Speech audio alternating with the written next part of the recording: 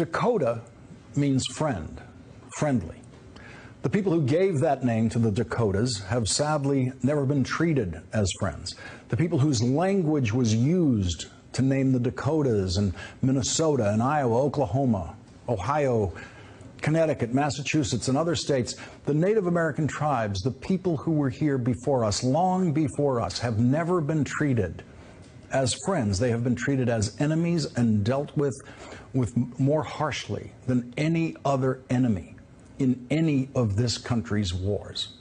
After all of our major wars, we signed peace treaties and lived by those treaties. After World War II, when we made peace with Germany, we then did everything we possibly could to rebuild Germany. No Native American tribe has ever been treated as well as we treated Germans after World War II. Donald Trump and his supporters now fear the country being invaded by foreigners who want to change our way of life, a fear that Native Americans have lived with every day for over 500 years. The original sin of this country is that we invaders shot and murdered our way across the land, killing every Native American we could and making treaties with the rest. This country was founded on genocide before the word genocide was invented, before there was a war crimes tribunal in The Hague. When we finally stopped actively killing Native Americans for the crime of living here before us, we then proceeded to violate every treaty we made with the tribes, every single treaty. We piled crime on top of crime on top of crime against the people whose offense against us was simply that they lived where we wanted to live.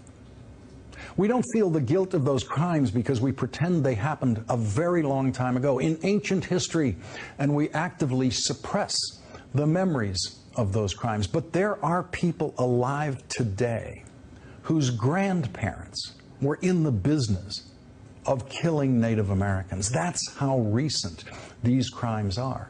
Every once in a while, there is a painful and morally embarrassing reminder, as there is this week in North Dakota, near the Standing Rock Sioux Reservation, where hundreds of people have gathered and camped out in opposition to an interstate pipeline being built from North Dakota to Illinois. The protest is being led by this country's original environmentalists, Native Americans.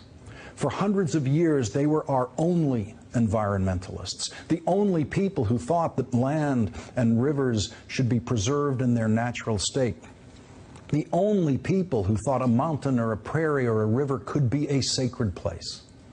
Yesterday, a federal judge heard arguments from the tribes against the federal government's approval of the pipeline and said he will deliver his decision on whether the pipeline can proceed next month.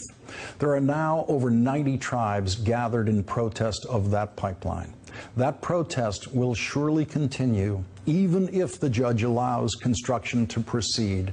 And so we face the prospect next month of the descendants of the first people to ever set foot on that land being arrested by the descendants of the invaders who seized that land. Arrested for trespassing. That we still have Native Americans left in this country to be arrested for trespassing on their own land is testament not to the mercy of the genocidal invaders who seized and occupied their land, but to the stunning strength and the 500 years of endurance and the undying dignity of the people who were here long before us, the people who have always known what is truly sacred in this world.